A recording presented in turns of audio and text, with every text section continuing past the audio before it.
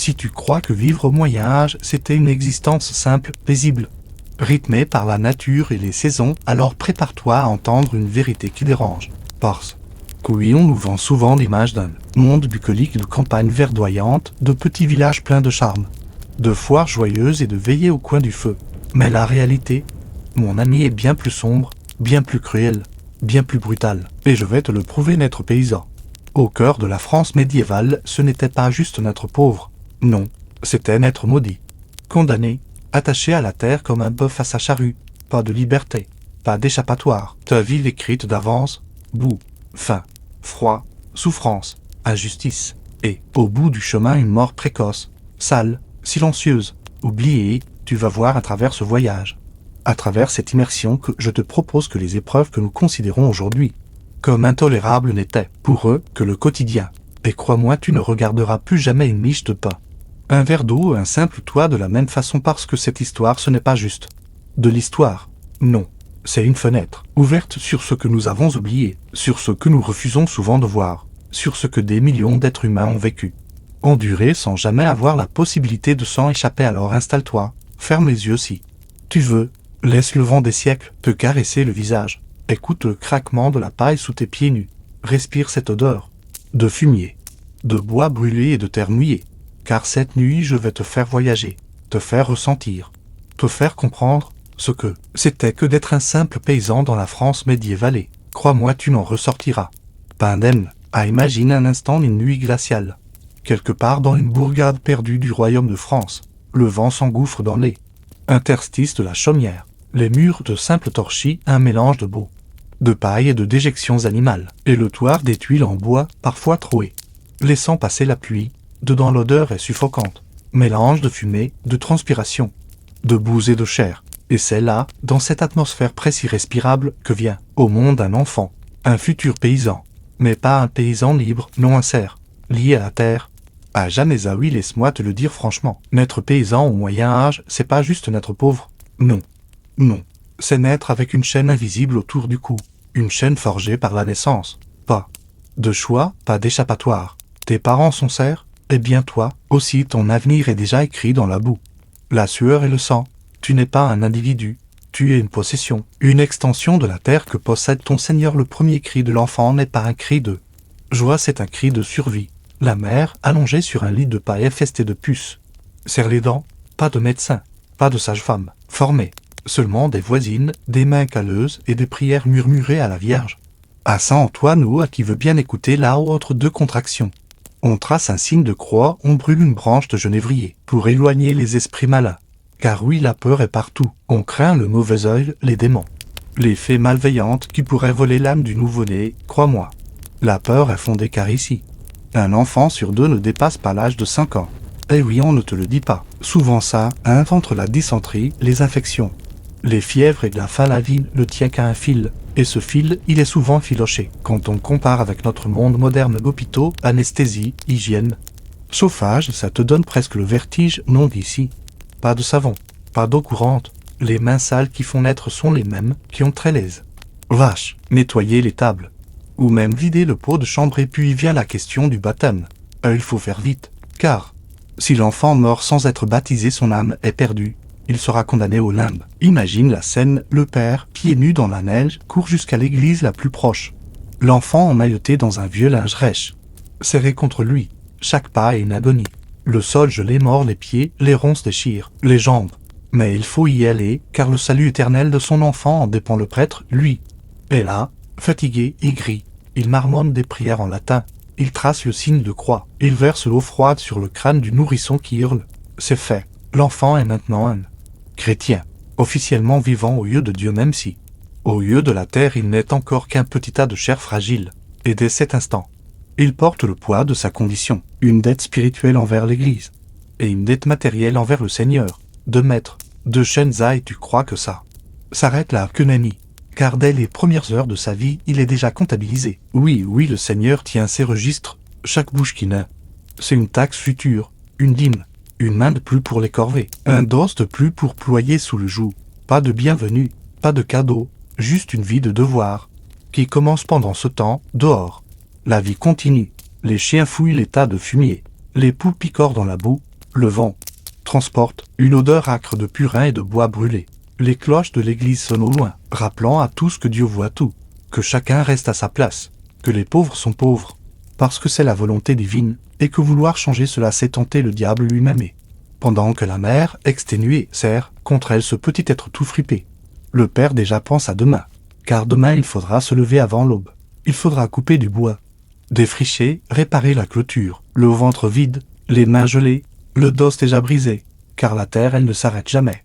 Elle te prend tout, jusqu'à la dernière goutte de sueur, jusqu'au dernier souffle. Tu crois que l'enfance au Moyen-Âge, c'est un temps d'innocence, de jeu et de rire, oh que nenni. Ici, être enfant, c'est une course contre la mort. Dès que tes petites jambes tiennent debout, tu travailles.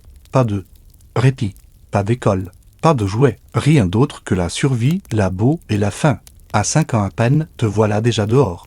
Au petit matin, les pieds nus plantés dans une gadoue glacée, le souffle court, les mains gelées serrant une corde attachée à une chèvre, récalcitrantée. Crois-moi, chaque jour commence comme ça. Le ventre vide, le visage fouetté par un vent humide, chargé d'odeurs de purin, de moisissure, de sueur et de bois brûlé. Tes petites mains tremblent sous le froid, la laine rêche qui te couvre gratte la peau, une laine épaisse, mal filée, qui pique, irrite et te laisse tes plaques rouges, les puces et les poux. Ils sont tes compagnons fidèles. Ils vivent dans tes cheveux, dans tes vêtements. Tu les grattes. Tu les écrases entre tes ongles, mais ils reviennent toujours là et là. Enfin, parlons-en. Une vieille amie, une compagne fidèle, toujours là. Le matin, une tranche de pain noir, sec, dur comme la pierre. Il faut le tremper longuement dans un peu d'eau ou de l'écailler si, par miracle, il y en a. À midi, un broim, sorte de soupe claire, faite avec quelques feuilles de chou, de l'avoine, de la farine. Parfois une poignée de pois, et le soir souvent rien.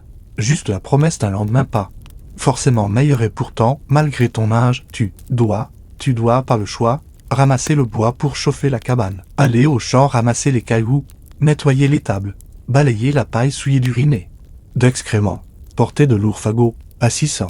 Ton dos connaît déjà la douleur, une douleur sourde, permanente. Chaque mouvement tire sur les muscles encore mous, encore fragiles. Mais personne ne te plaint, ici. Personne n'a le luxe de la compassion. Tes parents, ou même écrasés de fatigue, te regardent avec des yeux durs, non pas par cruauté mais parce qu'ils savent la tendresse ici affaiblit. Et s'affaiblir, c'est mourir. Et quand tu tombes malade, personne n'arrête la journée pour toi. Une fièvre continue, une coupure qui s'infecte, continue, une diarrhée qui te vide continue. Sinon, qui nourrira la famille? Qui ramassera le bois? Qui ira traire la chèvre d'ici? La maladie n'est pas une excuse, elle est juste un compagnon supplémentaire sur le chemin, un rappel constant que la mort n'est jamais loin, toujours là. Tapis, sourianté, la peur. Tu sais, elle s'infiltre partout. Peur du Seigneur, peur de ses valets, peur des animaux sauvages, peur des loups, la nuit, quand les hurlements résonnent au loin, peur des brigands qui parfois traversent le village, pillant ce qu'il reste, peur, surtout, de la faim, cette angoisse sourde qui serre la gorge, quand les greniers sont vides, quand la récolte a été mauvaise, quand la pluie n'a jamais cessé. Alors tu te couches le ventre creux, avec la boule au ventre, en espérant que demain, peut-être il y aura un peu de pain, mais ne crois pas qu'il n'y a que le travail. Non, il y a aussi la punition, le bâton, le martinet, la main lourde. Ici, l'éducation passe par la douleur. On corrige vite, fort, une erreur, une torgnole, un retard, un coup de bâton sur les fesses, une désobéissance, les oreilles tirées jusqu'au sang. C'est comme ça qu'on forme les enfants ici, parce que la vie, elle, ne fera pas de cadeaux. Pourtant, malgré tout, au détour d'un moment entre deux corvées, il arrive parfois que l'enfant trouve un petit instant un souffle de répit. Un bâton devient une pépée imaginaire, une flaque devient un miroir, une coccinelle un trésor. Mais ce répit est court, très court, car la cloche sonne, le Seigneur réclame sa part, les adultes hurlent, le travail attend. Et l'enfance à l'enfance ici, elle n'est qu'un mirage, une chose que tu n'auras jamais. À le quotidien du paysan, on pourrait croire qu'il s'agit simplement de travailler la terre. Mais non, non, mon ami, c'est bien plus que ça. Ici, chaque jour est un combat. Un duel à mort avec la faim, le froid, la fatigue et, parfois, avec la terre elle-même. Car oui, la terre, tu vois, elle n'est pas toujours généreuse. Elle est dure, capricieuse, parfois ingrate. Le matin commence bien avant le lever du soleil. Les cloches sonnent les matines. Il fait noir, il fait froid, et déjà, les corps se lèvent, les articulations craquent, les muscles hurlent, pas de répit. Jamais imagine sortir de cette masure au mur de torchis. Les pieds nus dans une boue glacée, collante, qui s'infiltre entre les orteils, mord la peau. L'air est humide, coupant. Chaque inspiration brûle les poumons. Tu respires l'odeur âcre du fumier. Du bois humide et des bêtes. Le ventre vide. Parfois, juste un morceau de pain noir. Si dur que tu dois le casser à coups de pierre. Avec un peu de chance, trempé dans de l'eau ou du lait tourné. C'est ça, ton carburant pour la journée. Puis, direction les champs. Et là commence la valse infernale. Les outils sont rudimentaires. Une charrue en bois, tirée par un vieux bœuf flanqué, à peine capable d'avancer. La terre, lourde, grasse, collante. Chaque pas est une lutte. Les mains grippent la charrue. Le dos plie. Les épaules hurlent. Les callosités se fendent. Le froid mord les doigts. Puis, plus tard, le soleil viendra cuire la nuque, t'arrachant la peau par plaques. Il faut avancer toujours jusqu'à ce que les bras lâchent ou que la nuit tombe. Et tu sais quoi? La faim ne te quitte jamais. Elle est là. Tapis. Permanente. Un ventre jamais vraiment plein. Les jours de chance, un peu de gruau. Les autres des herbes, des racines, des glands, parfois même de la farine de fougère. Certains, dans les pires périodes, mangent l'écorce des arbres. Oui, tu m'as bien entendu, l'écorce, bouillie, mâchée, avalée. Juste pour tromper le vider. Le pire c'est que tout ce labeur ne te garantit rien. Non. La grêle, une pluie trop forte, un été trop sec et la récolte est perdue. Tout. Des mois de sueur, de souffrance, de dos brisés, partis en fumée. Et là le Seigneur, lui, réclame quand même sa part, la dîme pour l'église, le sens pour le Seigneur, le chant part, la taille, la corvée toujours plus, toujours. Et toi tu regardes ton grenier vide. Tes enfants, au ventre gonflé par la faim et tu comprends que tu n'es qu'un rouage, un corps jetable à douleur. Physique, elle devient un état permanent. Les mains ouvertes par les outils, les genoux râpés, le dos vrillé. À 20 ans, tu as le corps d'un vieillard. Le matin, il faut parfois de longues minutes pour parvenir à déplier les jambes. Tant les articulations sont gonflées, enflammées. Et pas de médecin, non. Juste quelques ongles en feu de saindoux. De plantes macérées et beaucoup de prières. Parfois, ça marche. Souvent ça ne sert à rien. Et puis, il y a la menace permanente, celle des bêtes. Les loups, la nuit, viennent rôder. Ils attaquent les troupeaux. Parfois ils osent s'en prendre aux enfants isolés. Il y a aussi les brigands. Des hommes sans foi ni loi qui pillent, violents, brûlent, personne pour te protéger. Le Seigneur va, il protège ses terres, ses greniers, pas toi. Toi, tu n'es qu'un chiffre dans son inventaire et pourtant tu continues. Pourquoi? Parce que tu n'as pas le choix. Parce que la terre ne te demande pas ton avis. Parce que tes enfants doivent manger. Parce que la vie ici, c'est ça. Travailler, souffrir, survivre, jour après jour, semaine après semaine, jusqu'à ce que ton corps lâche, ou que la mort vienne t'emporter, et crois-moi, elle n'est jamais bien loin, mon ami. Si tu crois que la faim, le froid et la souffrance étaient tes seuls et tu te trompes, car au Moyen-Âge, le plus cruel des bourreaux, c'est souvent l'invisible. Le paysan médiéval vit dans un monde où tout, absolument tout est soumis aux forces mystérieuses, le vent, la pluie, le soleil, rien n'est naturel. Tout est volonté divine ou malédiction diabolique. Chaque grêle, chaque sécheresse, chaque maladie, c'est la main de Dieu ou celle du diable qui s'abattait, l'aube. Chaque geste est accompagné d'un signe de croix, d'une prière, d'une incantation. On murmure, on conjure, on implore. Avant de semer, on bénit les graines. Avant de traire la vache, on récite une formule. De peur que le lait ne tourne, ensorcelé par la voisine jalouse. Car oui, tout est suspect. Une vache qui meurt de sorcellerie, un enfant qui dépérit, le mauvais œil, une récolte qui pourrit, punition divine, l'angoisse ne te quitte jamais. Et surtout la peur de l'invisible, une peur qui serre le ventre plus fort encore que la faim. Les esprits, les revenants, les âmes en peine, tu ne peux pas les voir, mais tu sais qu'ils sont là. Le soir, quand le vent souffle dans les arbres, tu n'entends pas seulement le vent, tu entends les âmes des défunts, celles des morts mal enterrés, des enfants morts sans baptême, des pendus qui errent, hurlant leur malédiction. Tu fermes bien la porte de ta chaumière, tu barricades la lucarne avec des croix faites de paille, et tu pries fort, car la nuit, elle appartient aux morts et l'Église, à elle entretient cette porte. Chaque dimanche, le prêtre martèle depuis la chair, le péché vous guette, le diable rôde. La chair est faible, il te rappelle que ta misère, ta souffrance, ton malheur sont la juste punition de tes fautes. Peut-être as-tu omis une prière, peut-être as-tu laissé germer une pensée impure, ou peut-être que ton voisin t'a maudit, car ici le diable est partout. Il est dans le souffle du vent, dans le cri de la chouette, dans le lait qui tourne, dans le blé qui refuse de pousser. Mais, attention, il y a pire encore. Les sorcières, oh oui, ces femmes souvent vieilles, souvent seule que l'on accuse dès que le malheur frappe. Ton cochon meurt sans raison? C'est elle. Ton enfant tombe malade? C'est elle. Et alors le village tout entier se retourne, on la traîne sur la place, on l'insulte. Parfois on la bat, on la force à avouer qu'elle a pactisé avec le démon, et même si elle nie ça ne change rien. Car ici, la peur est plus forte que la raison. Elle écrase tout et tu sais ce qui est le plus cruel? C'est que cette peur elle n'a pas de fin. Même la mort ne t'en libère pas. Car si tu n'as pas payé la dîme, si tu n'as pas confessé tes péchés, ton âme n'ira pas au paradis. Non, elle errera, condamné, piégé entre les mondes. Tu deviendras un esprit, une ombre, une silhouette qui hante les nuits des vivants. Alors, jusqu'au dernier souffle, tu pries, tu offres des cierges, des prières, tu implores pour que ton âme trouve enfin le repos. Mais au fond, tu n'es jamais vraiment sûr que cela suffira. Et pendant ce temps, la cloche de l'église résonne dans le lointain, le son grave, lourd, te rappelle que le temps passe, que la mort s'approche, que l'enfer t'attend si tu n'obéis pas. Alors tu baisses la tête, tu traces un signe de croix, tu reprends tôt, et tu retournes à ton chant avec dans le cœur une peur sourde permanente oppressante. Ah, tu croyais peut-être que la souffrance venait seulement de la terre, de la faim ou du ciel. Capricieux, mais non. Mon ami, il y a pire, bien pire. Le Seigneur, celui-là, il tient ta vie dans le creux de sa main. Comme on tient un fétu de paille. Oh oui, le Seigneur maître absolu, propriétaire de la terre, des forêts, des rivières, et de toi. Toi, paysan, tu n'es pas un homme libre, tu es une possession, et qui possède dispose.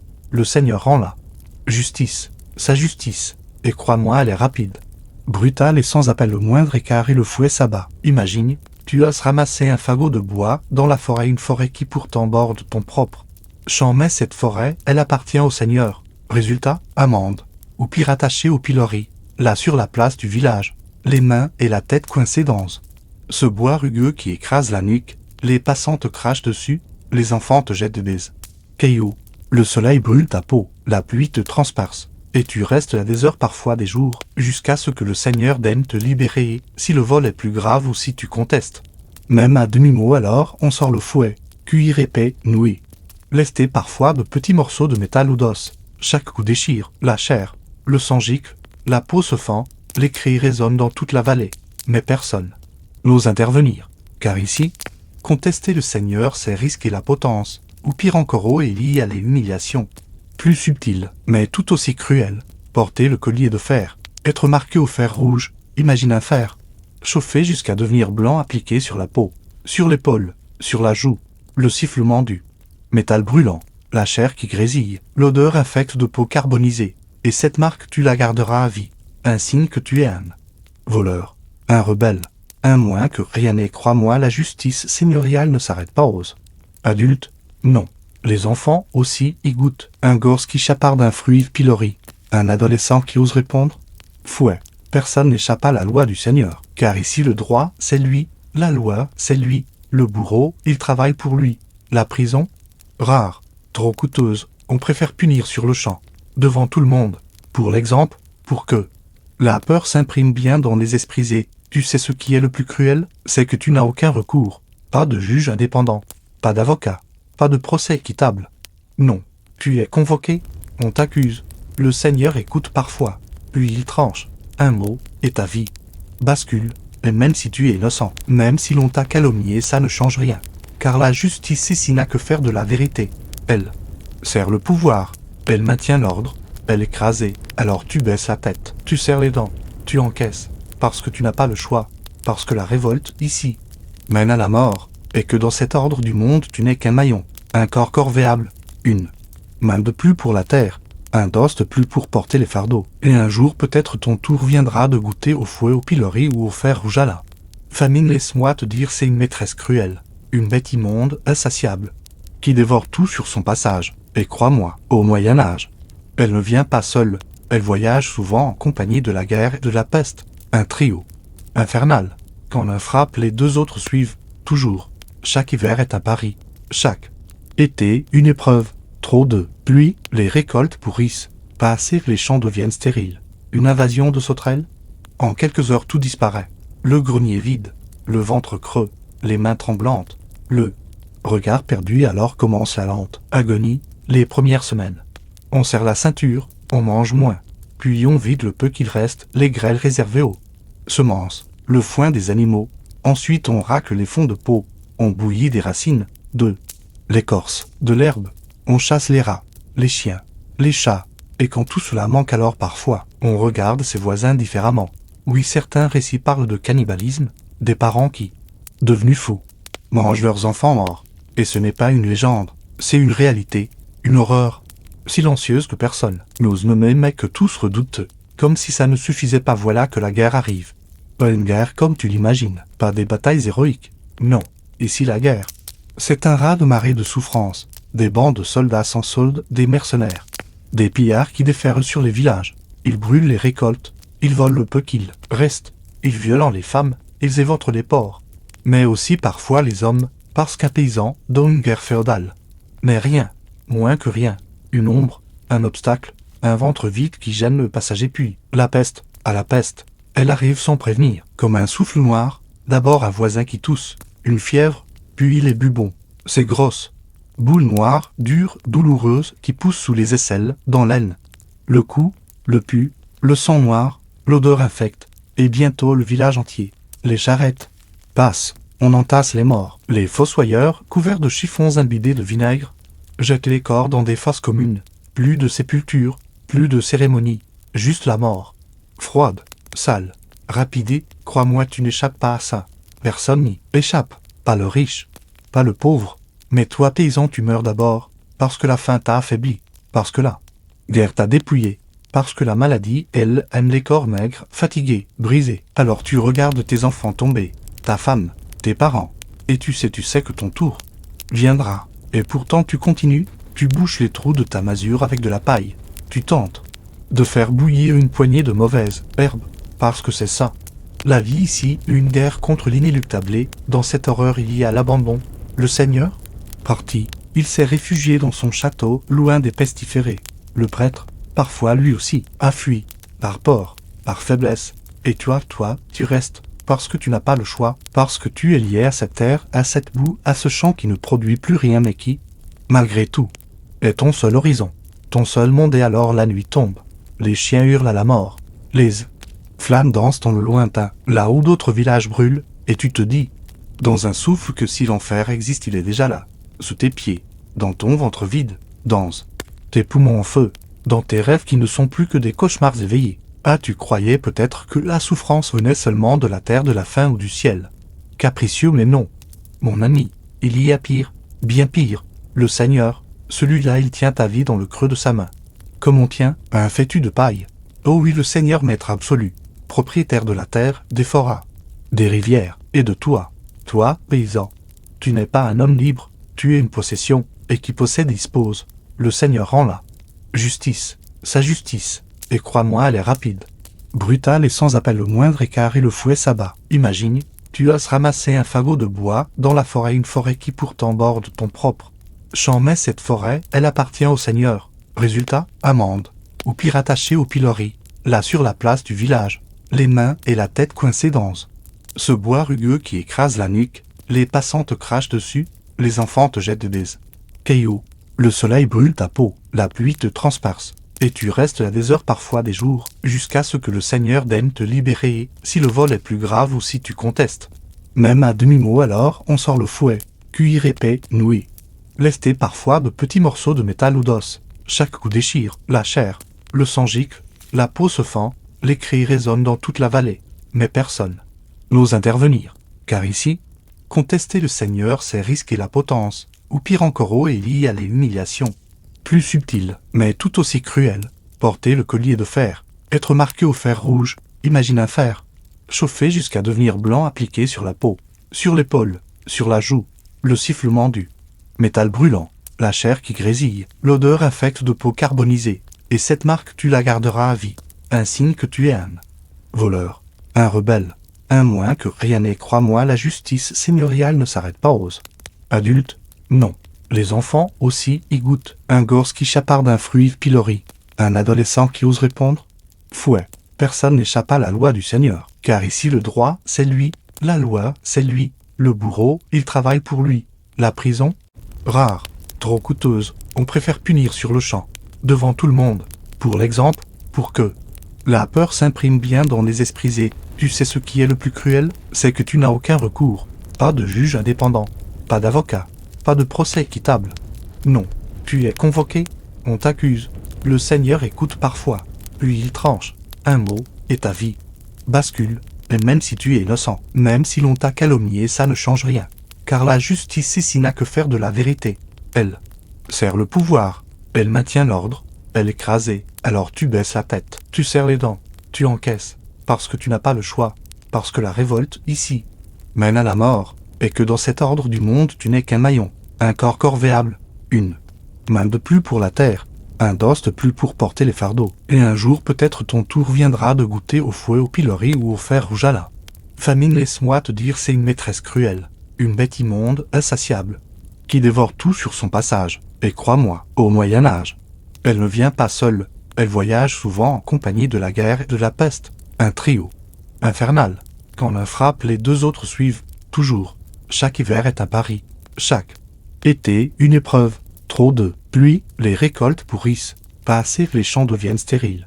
Une invasion de sauterelles? En quelques heures, tout disparaît. Le grenier vide. Le ventre creux. Les mains tremblantes. Le regard perdu. Alors commence la lente agonie. Les premières semaines. On serre la ceinture. On mange moins.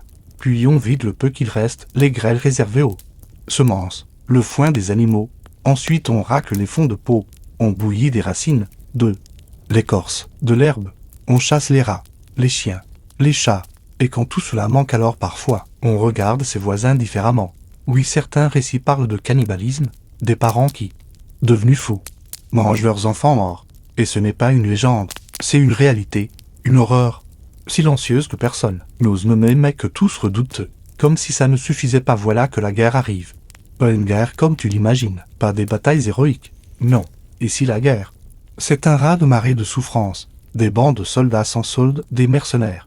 Des pillards qui déferlent sur les villages. Ils brûlent les récoltes. Ils volent le peu qu'il reste. Ils violent les femmes. Ils éventrent les porcs. Mais aussi parfois les hommes, parce qu'un paysan, dans une guerre féodale. Mais rien, moins que rien. Une ombre, un obstacle, un ventre vide qui gêne le passager. Puis, la peste, à la peste. Elle arrive sans prévenir, comme un souffle noir. D'abord un voisin qui tousse. Une fièvre, puis les bubons. C'est grosse. Boule noire, dure, douloureuse, qui pousse sous les aisselles, dans l'aine. Le cou, le pu, le sang noir, l'odeur infecte, et bientôt le village entier. Les charrettes passent, on entasse les morts. Les fossoyeurs, couverts de chiffons imbibés de vinaigre, jettent les corps dans des fosses communes. Plus de sépulture, plus de cérémonie, juste la mort. Froide, sale, rapide, crois-moi, tu n'échappes pas à ça. Personne n'y échappe, pas le riche, pas le pauvre. Mais toi, paysan, tu meurs d'abord, parce que la faim t'a affaibli, parce que la guerre t'a dépouillé, parce que la maladie, elle, aime les corps maigres, fatigués, brisés. Alors tu regardes tes enfants tomber, ta femme, tes parents, et tu sais que ton tour viendra. Et pourtant tu continues, tu bouches les trous de ta masure avec de la paille. Tu tentes de faire bouillir une poignée de mauvaises herbes, parce que c'est ça. La vie ici, une guerre contre l'inéluctable, et dans cette horreur il y a l'abandon.